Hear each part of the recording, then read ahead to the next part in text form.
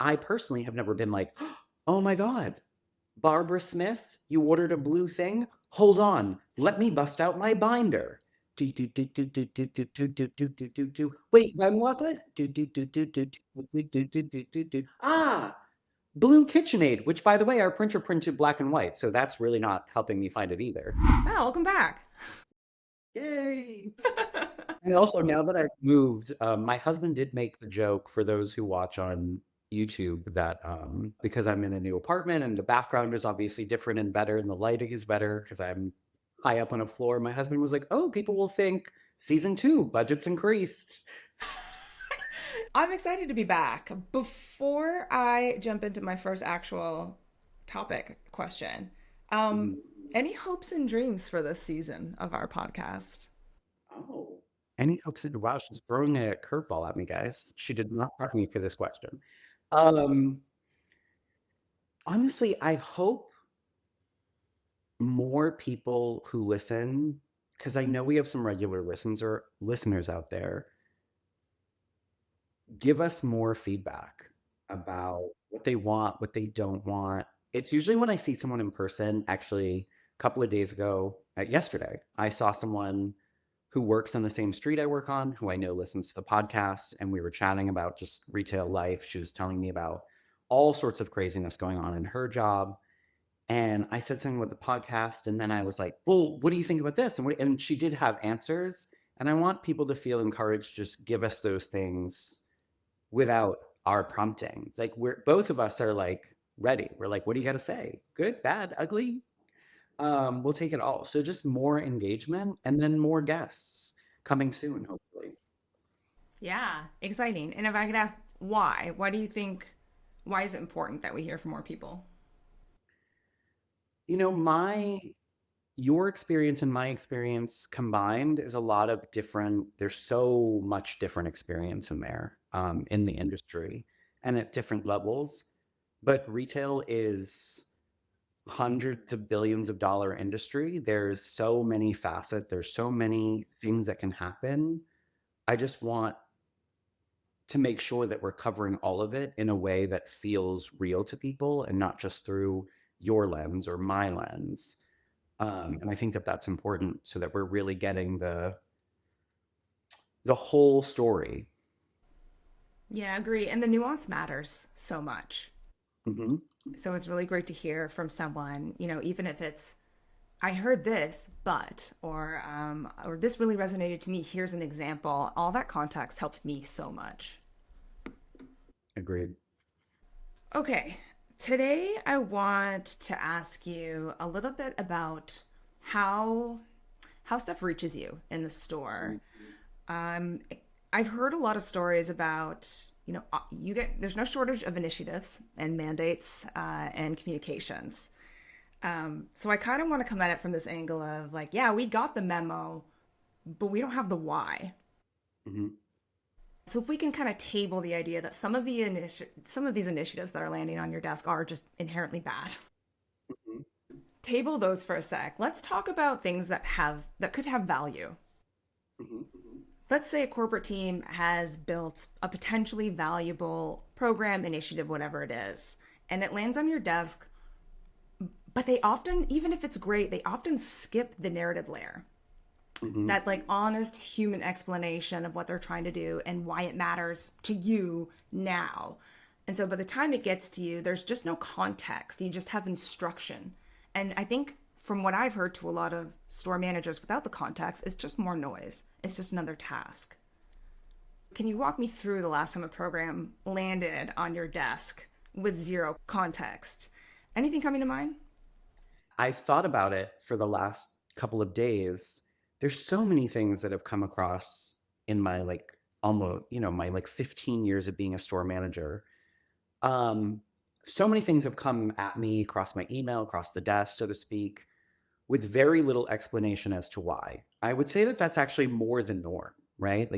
And I would say to actually go back to what you said, I think a lot of things that companies do, hot take, um, giving them credit, we've had some time off, so I'm refreshed now.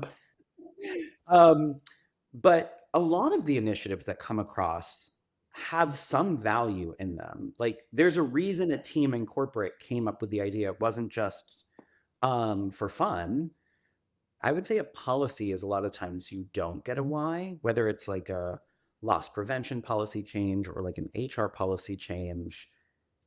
And not to jump ahead, but I think a lot of times it's like well, this is an LP policy change, so we don't need to give you the why. Like, just do the thing and shut up about it. At one company I was at, we did change how we did again, very unsexy example, but we did change how we did the cash log at night, like how we counted the cash and how we inputted that and how we like tracked discrepancies. And it went from more paper to a more physical version, but they didn't explain like why or who came up with this. It kind of came out of left field because it was literally like, starting today, this is what you're doing. And so that's always like an interesting feeling when you get that, especially when it's a last minute change. And I would say those are the changes also that often don't come with explanation, right? Like if a company has like internally, like in corporate, has like a 3-month lead time to before they're going to tell us something. In some of those meetings, they've discussed the why and what they're going to tell us the why is. I would argue, and I wish I had an example, that sometimes the why they give us is not the real why in those scenarios, because they don't want to tell us the real why, or they don't want to get into the weeds, so to speak. And then when it comes to last minute policies, you just don't get a why. It's almost like, this is your job, do it. Yeah. And if, sometimes they'll be like that at the bottom of the email. If you have questions, reach out to your manager. Gotcha. Do you ever do that? Yeah, yeah, yeah. Every DM I've ever had listening is like, oh boy, does he ever. So tell me about the LP example. Is that just they assume if they're giving you a changed policy or procedure for loss prevention that you know it's to improve loss prevention? Yeah, I think that that's partially why they're not giving us a why. I think there's also just some things like LP, HR are two things that I can think of where I think again, I'm only assuming because no one's ever said this to me explicitly, but I think it's almost like you don't question HR and you don't question loss prevention. Like your job is not to like be like, but why do I have to like do it like this? They're almost like, you just do. And again, yes, you do assume, okay, this is to improve whatever. But also, most retail people that I know, when something like that happens, we're like, ooh, someone did something wrong. And now a new policy has been created. And again, hot take, think there is value in us knowing what someone did wrong. Not so you can shame them. I don't need to know who, where, when. I don't need to know any of the details. And I don't think I can't say for sure, but it does feel like they're like, well, we don't want to give them ideas. So we're not going to tell them the thing that someone broke or the workaround someone found. And I don't know if that's true, but that does feel the case. However, and this happened to me in a job where we changed, and I can't even remember what it was, but we changed something like employee discount policy wise, not the actual like discount we got, but the way that we discounted things. And I remember thinking, oh, someone did something sketchy and that's why they're changing it. And then when I asked my boss, she asked her boss because she was also curious and basically got like also couldn't get the real answer. And I was saying to my DM, the reason I'm asking is not so I can find another workaround. It's also sometimes in those scenarios to just ensure that my team or I have never done the thing that you don't want us to do. Not because I'm doing sketchy things, but because if I'm at a store, you know, sorry, I'm doing math, 250 days a year, who knows? When I've rang up hundreds of employee transactions, it's like, have I ever done that? I don't think I have. But also, what did the person do that was wrong? Because if you're not telling me what's wrong, you're just telling me the new policy, if you as the employee don't know what they're trying to prevent, how do you know you're not going to do it in a new way? Right. Let me ask, how does this get to you? You get an email? Most things like this are an email. Yeah. I would say very few things are, Zoom or a meeting. Most things are email. And then do they also include a memo, like a one pager that you're supposed to print out and post or talk to your team about? Yep. Do they give you talking points? A lot of companies do, yeah. There are some companies I've worked for where there's like a separate manager page, which is like, if they ask this, this is the why. If they ask this, tell them this is why we're doing this. And of course, because I'm me, I often post those pages too. I mean, makes sense. It sounds like an FAQ. Why would you gatekeep that? Yeah. Huh. If you can go back your mental Rolodex and think about the last time you had to print one of those things out, can you remember a time where you were sharing it with your team and you had trouble being authentically convincing about it? You had trouble getting behind it? And I'll just speak to the collection of times that I can think about this. For me as a leader, I'm probably, one could argue, too authentic. Like I'm just myself. Like the version you get here on the podcast, the version of me that you see on LinkedIn, where, maybe some people think I'm a little unhinged. It's the same version my team gets of me. There's no delineation there. And so for me specifically, if I have to walk people through something and I don't understand the whys or I don't understand the purpose, if I try to BS, my team sees through it. Um, Yes. but I struggle because if I don't BS, then I risk them not complying because they're going to be like, well, Matt thinks this is stupid.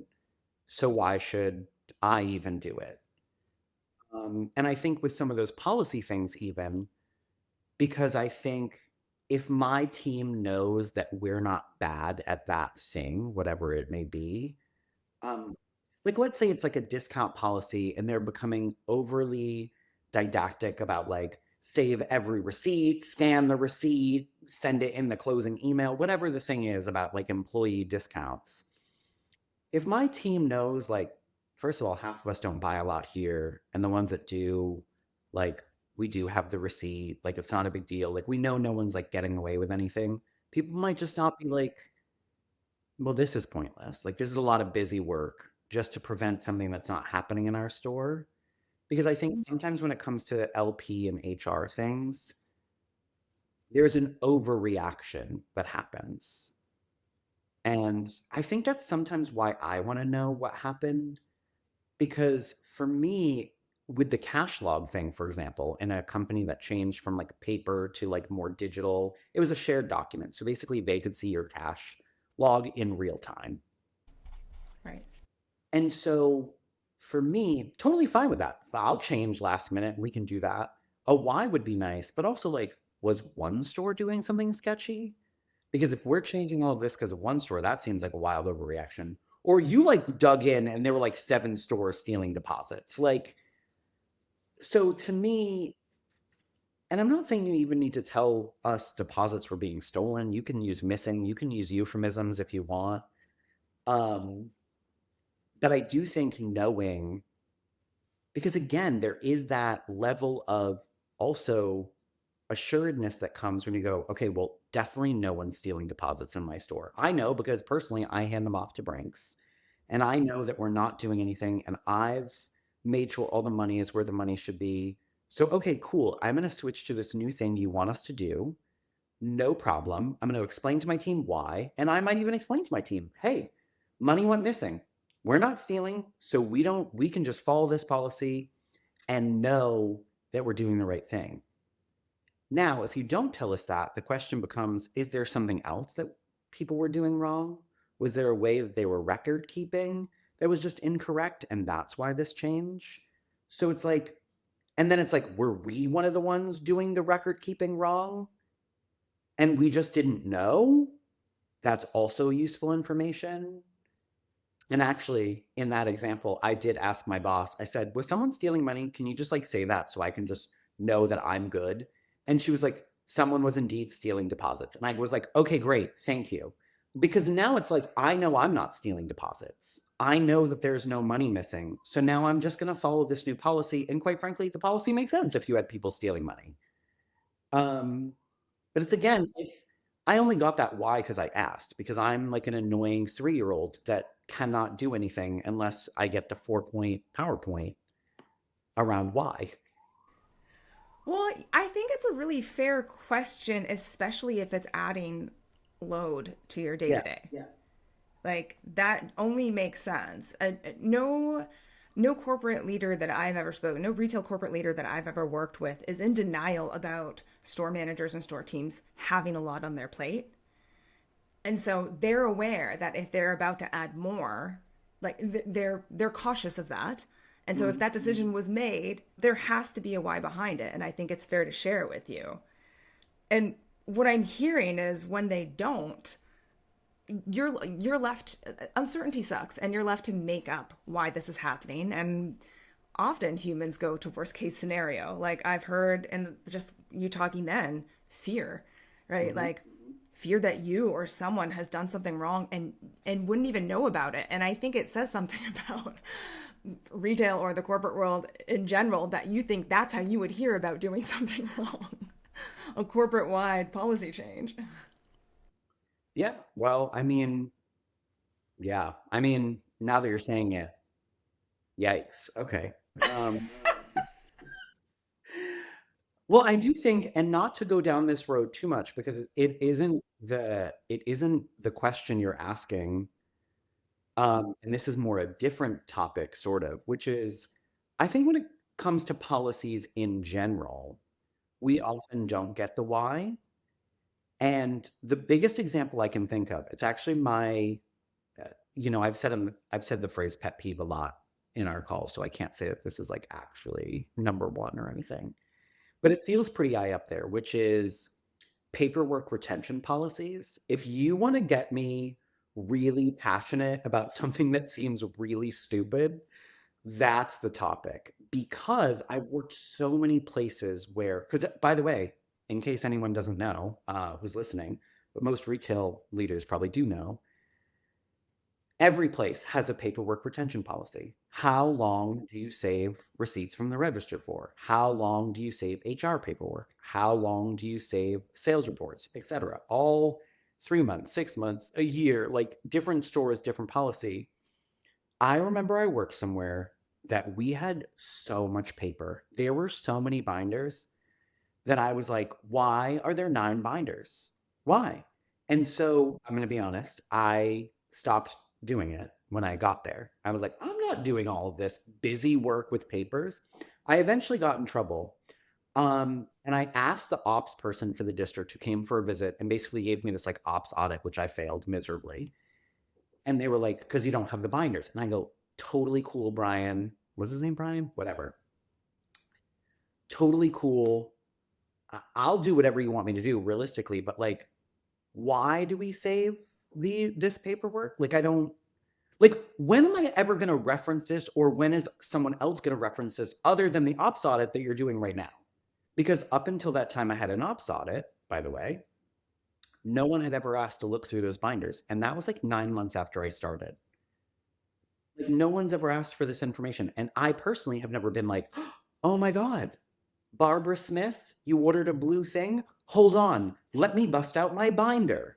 Do, do, do, do, do, do, do, do, do, do, do, do, do. Wait, when was it? Do, do, do, do, do, do, do, do, do, do, do, do. Ah, Blue KitchenAid, which by the way, our printer printed black and white, so that's really not helping me find it either.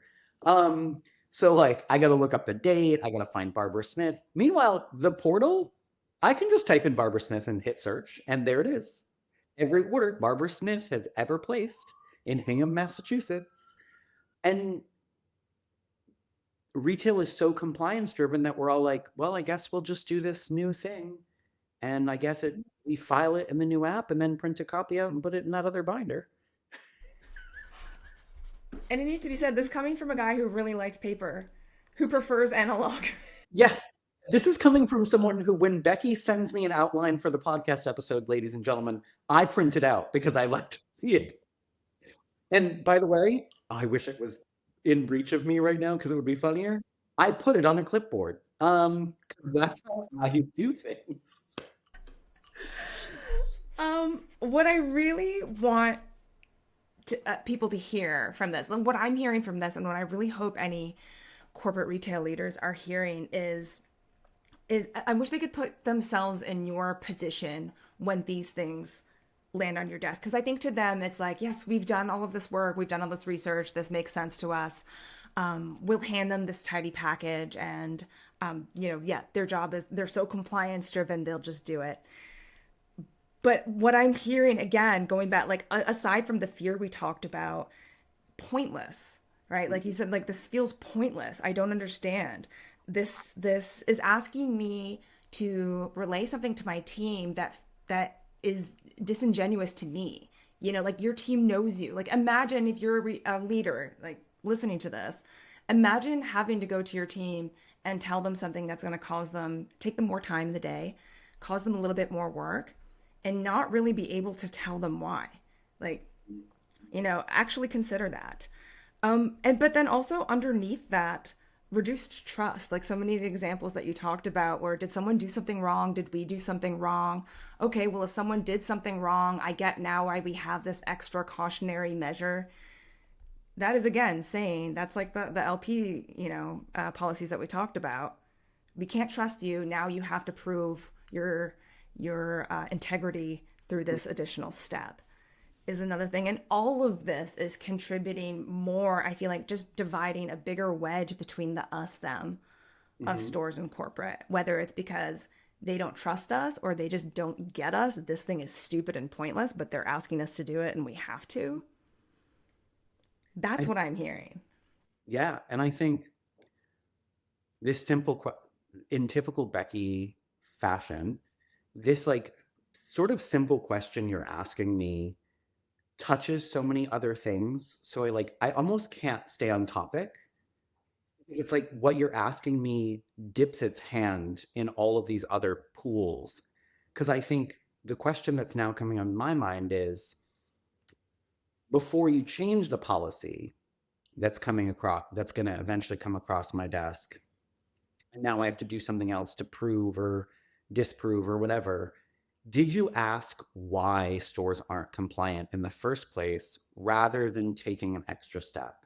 And I think the perfect example I'm going to give you, it's another one of Matt's. I'm going to have to write a list actually. So we've got paperwork that's unnecessary. The other thing that will drive me crazy is actually price signs in stores. I've never worked someplace in my life, not one single place, and everyone knows all the places I've worked from listening to this podcast or looking at my LinkedIn. I've never worked somewhere where a company has figured out price signs. Not once, not even close. Um, Either they, I want everyone to know who's listening and can't see Becky because they're not watching on YouTube. I can see the wheels turning in her brain, like, oh my God, does this have to be its own episode? Like, is like we need to go into this. But so companies either send you price signs like in a packet, right? Like through the mail, because they need to look official.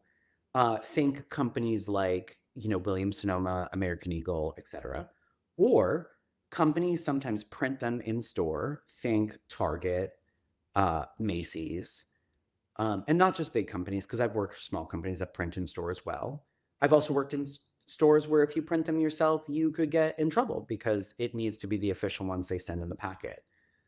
But why I'm saying this is an issue everywhere and no one's done it right is because it's so convoluted. And everywhere I've worked, when you get a visit, or when multiple, like a whole market gets a visit, we've gotten the feedback in every company I've worked for that they have found missing signs or incorrect signs or signs placed in the wrong place. Um, Again, everywhere I've ever worked, I want someone to fix this, please. And so, why I'm saying this though is, rather than think through why is this happening? Like, why are we going to a store 10 miles away and there's one standard and then going to another store? Like, what is the roadblock? Um, is it the way the policy laid out? Is it that we're not sending enough signs? Is it that we're not sending enough sign holders that actually hold the signs? Because in different companies, it's a different problem. So instead, what they do to fix this, by the way, in a lot of companies, is they're like, okay, price change is happening Friday. By Monday afternoon, you have to validate that you've done it this way, and you need to send us pictures of every price sign or these key areas or whatever the case may be. And then obviously stores do that. And then if stores can't do that, that's when they're like, hey, I don't have enough signs, or you never sent me enough sign holders, or whatever. And then they get what they need. But here's the thing. Here's the thing. I can almost guarantee those stores asked for those things a long time ago and were never heard. They never got the signs. They probably said to someone, hey, just so you know, like in my store, we have the women's basic tees in 4 locations because I have a weird shaped store. So I actually need, every time you change the price of those things, I need 4 signs. But they only send 2 because everyone else has 2. And then every time they get 2, and then they leave 2 locations unsigned, or they print them out themselves and just get in trouble every single time they get a visit. They explain to the DM, the regional, whoever, yeah, I need 4 signs, but you only send 2. Everyone's like, yeah, we'll take a note. Nothing ever happens. It only changes because someone keeps coming into stores finding things wrong. Then they force you to send pictures. That leads you all the way back to what someone told you probably 2 years ago. They need more signs sent. Um, and so that's another piece of this policy chains puzzle that, again, by asking a simple Becky question, there's another layer to peel back. Yeah. I think I think this goes back to I imagine it's connected to the larger brand conversations we've had too. Like there are Mm-hmm. probably some stores you worked in where you had a deep understanding of the brand and enough institutional knowledge that maybe you didn't need as much context. Mm-hmm. Or at least if things came across your desk without a why, without context, your red flags of someone did something wrong or they are trusting us less for some reason wouldn't go up in the same way. Mm-hmm. 100%. My yeah, so my kind of question, and I have a feeling this is going to lead to its own episode, but what is let's say you get something and you know it's from HR. To set the tone, to give us the context, to you, what is the role of HR? Oh, yikes. Um,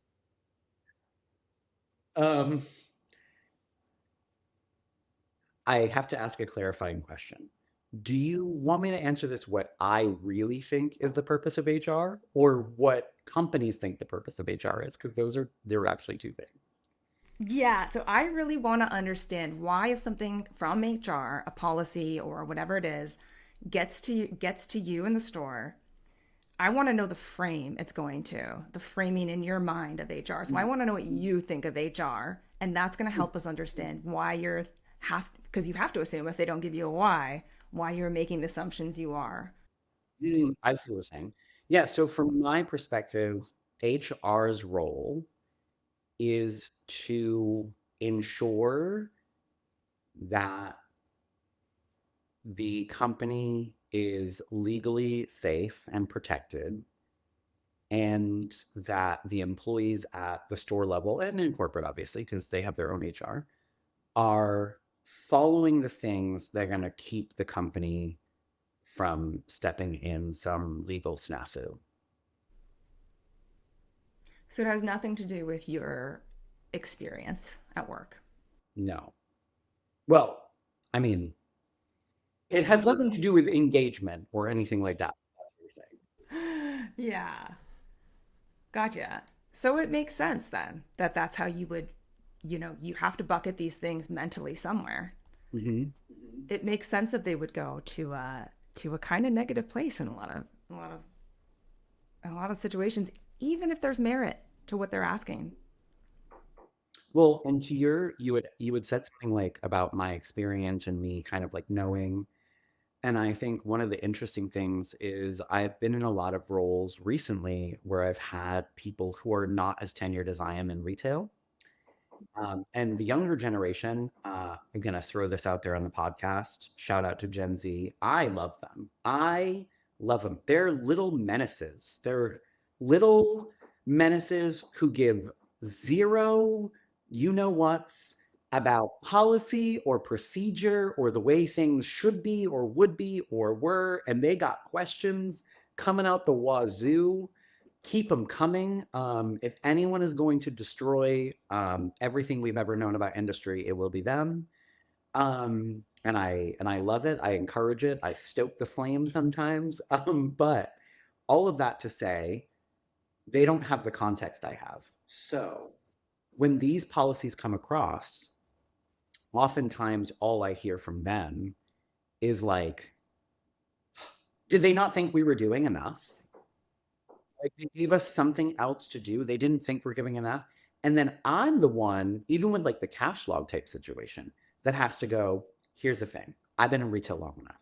When someone changes a policy that has to do with cash log, attendance, like all of these like sort of LP or like compliance driven things, it's because someone did something wildly wrong. And now they're trying to overcompensate by being super strict to everyone rather than just finding the troublemakers and punishing them. Like now we're all getting collectively punished. Here's what they, and I will tell my team, here's what I think happened. Here's what I think. This is my best guess, spending all the time I've spent in retail as to what occurred. And sometimes they'll look at me like, people do that? And I go, people do all sorts of things. Like people, customers defecate in fitting rooms and like, employees like, uh, I'm trying to think of a safe word, copulate in an LP office. Like it's all happened. Whatever you can imagine in retail has happened. Okay. So when I see a policy, even if I think it's a waste of time, I do go, well, it finally happened here, whatever the thing is. And so then I give the context to the people who haven't been in retail. And I almost make it not funny, but like I always try to find a reason that we're doing something that makes them kind of laugh and go, oh my God, that's crazy. Oh, no wonder they want us to waste all of our time doing this. Because at least then I can get my employees to do the thing we need to be doing.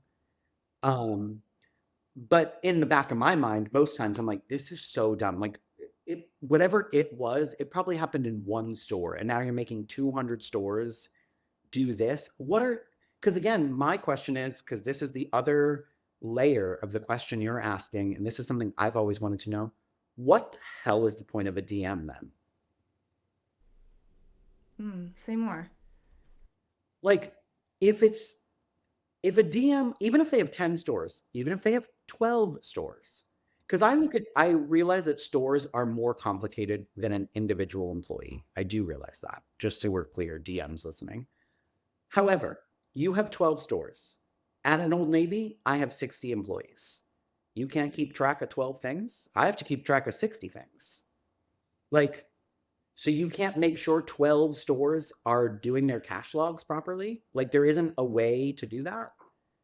Because I have to be sure 60 people follow the attendance policy, the dress code policy, the, sexual harassment policy, I have to make sure 60 people do all of these many things. You can't make sure 12 stores are following these procedures. So instead, we're going to come up with because to me, that should be a DM's job. Not just compliance, by the way, because their job should actually be engaging and developing teams. But what is the point of a DM if not to ensure those things are not happening?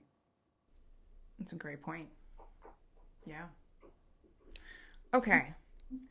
As we kind of start to wrap up, what's the minimum then you need as a store leader? What do you need from corporate to really get behind something, not just comply with it to stay out of trouble, but to commit to it? And so maybe it's, whether it's a policy or an actual program, right? That you get measured on. Like, what gets you to get engaged and not just go for the bare minimum or compliance and actually get committed?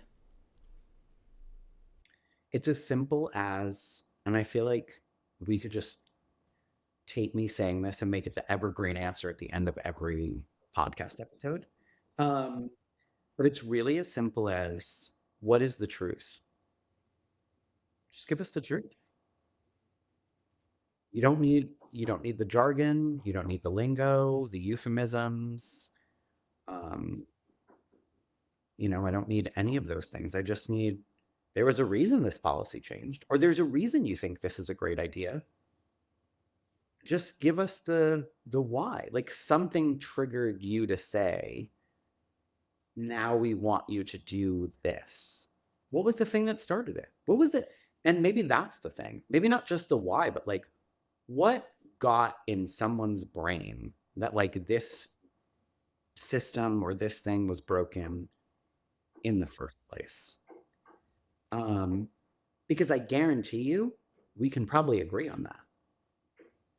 I might not agree fully on the solution you've come up with, but I can almost guarantee that we will all agree, oh, yeah, this does suck, or this doesn't make sense. Or I too have found that when we don't do, because I might have come up with my own fix in store for whatever the thing is, but now you're giving a universal, this is what we're going to do to make sure this doesn't happen or to make this easier.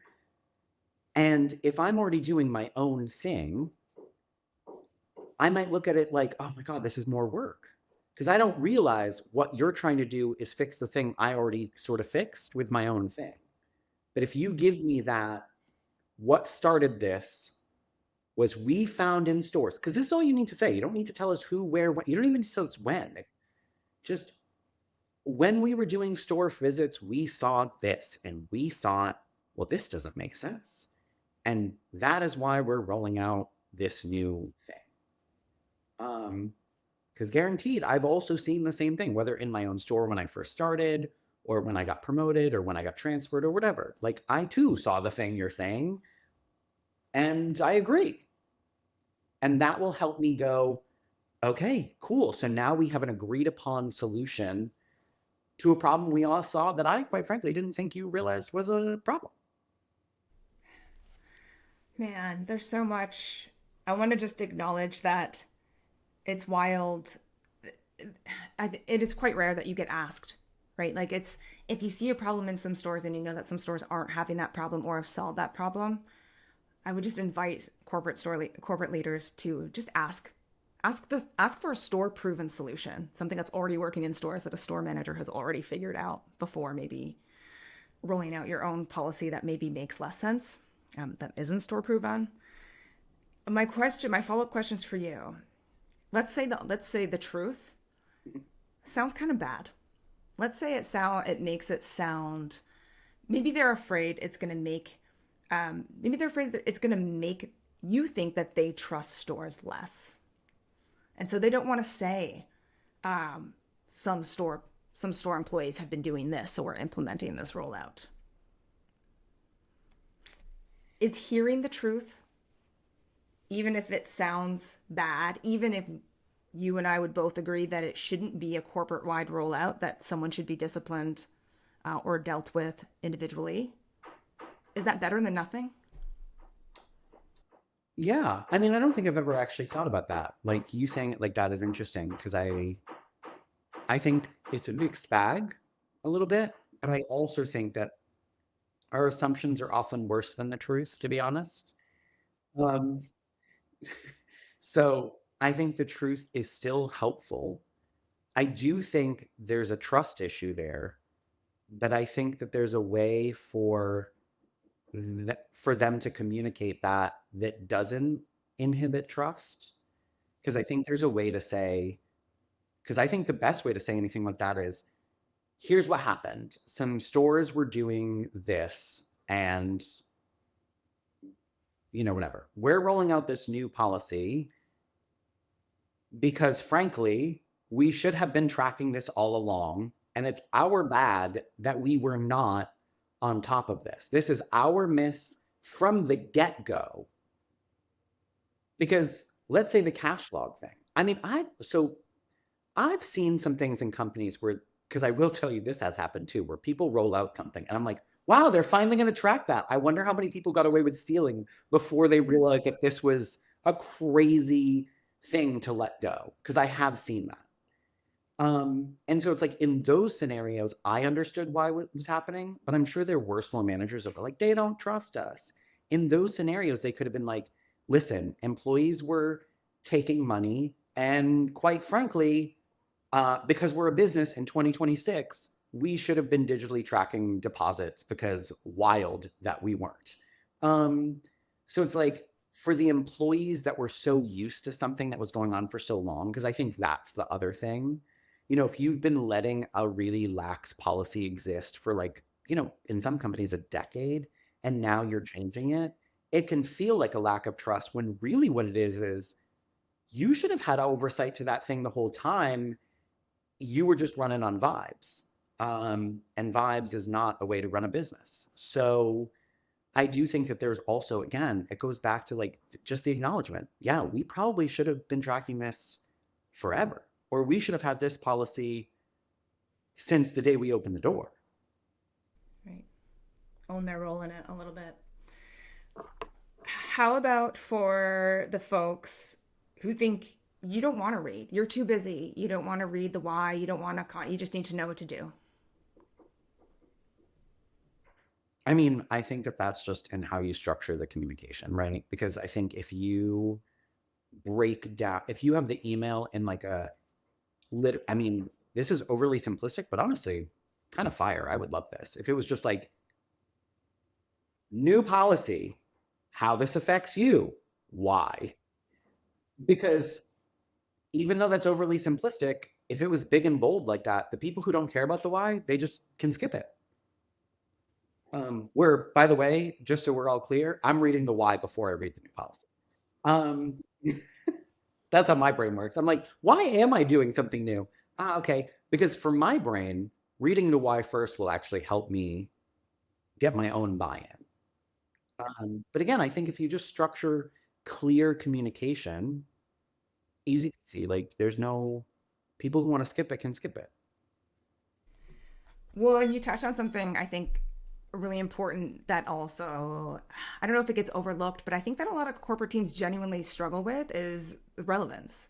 Like relevance in the store doesn't necessarily look the same to relevance in corporate, especially if you're on a team.